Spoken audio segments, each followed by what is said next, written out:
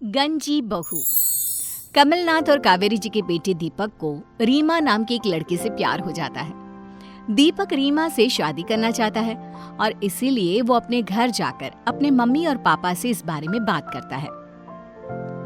पापा, मुझे एक लड़की बहुत पसंद है और मैं उससे शादी करना चाहता हूँ। अरे बेटा, खुद ही लड़की पसंद कर ली? माँ बाप को मौका ही नहीं दिया अपने लिए बहू ढूंढने का? ये क्या बात हुई? बेटा, तुम इतने बड़े हो गए कि अपने लिए लड़की भी खुद ही ढूंढने लगे। भला ऐसी क्या खास बात है उस लड़की में? वो क्या है ना पापा, जब आप रीमा से मिलेंगे तो खुद ही देख लेना। तो तुम कहना चाहते हो कि रीमा दिखने में बहुत खूबसूरत है? क्या सिर्फ उसकी खूबसूरती से ही प्यार हो गया तुम्हें? अरे नहीं माँ, वो बात नहीं है। मैं हमेशा से चाहता था कि मेरी पत्नी के बाल बहुत लंबे लंबे हो। तो क्या जिस लड़के को तुमने पसंद किया है, मेरा मतलब रीमा, उसके बाल लंबे हैं? हाँ पापा, उसके बाल घुटनों तक लंबे हैं, बहुत रेशमी और बहुत सुंदर। वैसे बेटा, मेरी भी हमेशा से यही इच्छा थी कि जब मेरी बहू आए तो और कुछ हो ना हो, उसके बाल खूबसूरत होने चाहिए। तो फिर ठीक है ना माँ, मुझे भी वो पसंद है और आपको भी पसंद आ ही जाएगी। दीपक और रीमा की शादी हो जाती है। रीमा दीपक के घर आ जाती है। दीपक सही कहता था, बहू के बाल तो इतने सुंदर है कि सारा मोहल्ला मेरी बहू की तारीफ करता है।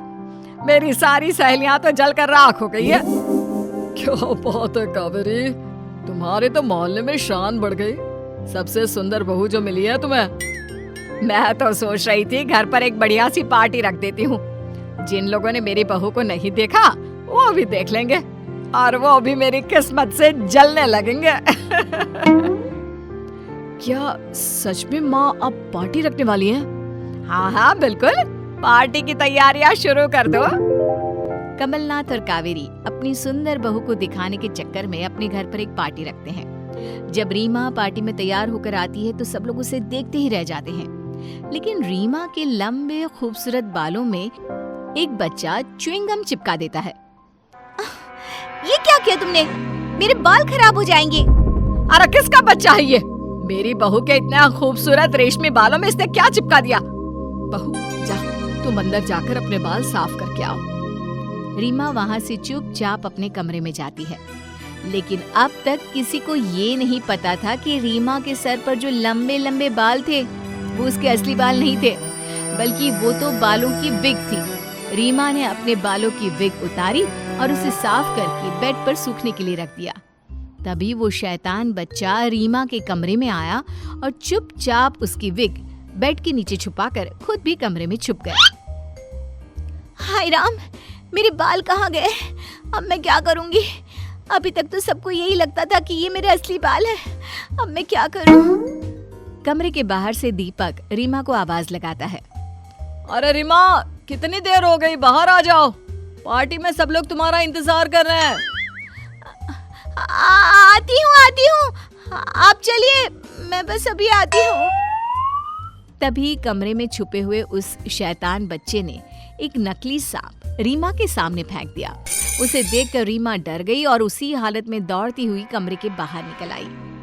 बचाओ सांप, मुझे कोई बचाओ। रीमा को गंजा देखकर सारे मेहमान जोर जोर से हंसने लगते हैं। अरे ये क्या बहू, बाल कहाँ गए? अरे बहू, तुम्हारी सास ने तुम्हें बाल साफ करके आने को कहा था, उस तरह चलाकर आने को नहीं। ये क्या रीमा, तुम्हारे लंबे रेशमी बाल कहाँ चले गए और तुम गंजी कैसे हो गई?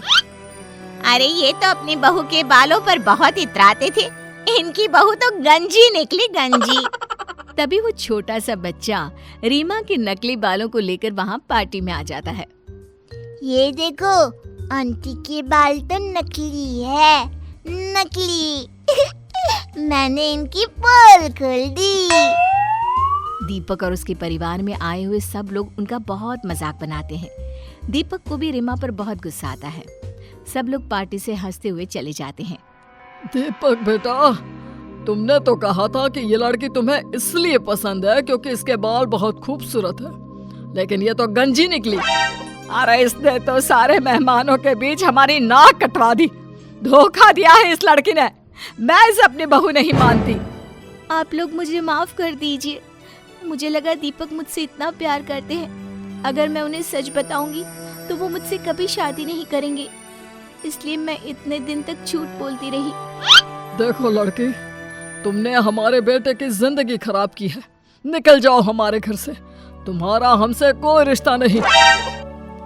ये आप क्या कह रहे हैं पापा? वो जैसी भी है मेरी पत्नी है, अब गंजी ही सही, लेकिन है तो आपकी बहू।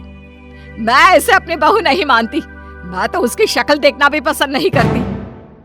दीपक के बार बार कहने पर कमलनाथ और कावेरी रीमा को घर से बाहर तो नहीं निकालते, लेकिन उसके साथ बुरा व्यवहार करना शुरू कर देते हैं। जाओ जाकर पूरे घर की सफाई करो और सारे कपड़े भी धो देना।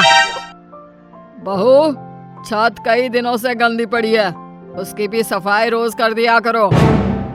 इस तरह से कमलनाथ और कावेरी रीमा को बहुत ज्यादा परेशान करना शुरू करते हैं।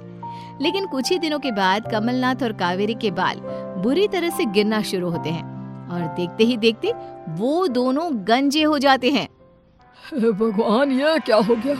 हमारे बाल गिरना क्यों शुरू हो गए? अरे इस गंजी बहू के चक्कर में तो पूरा परिवार गंजा हो चुका है।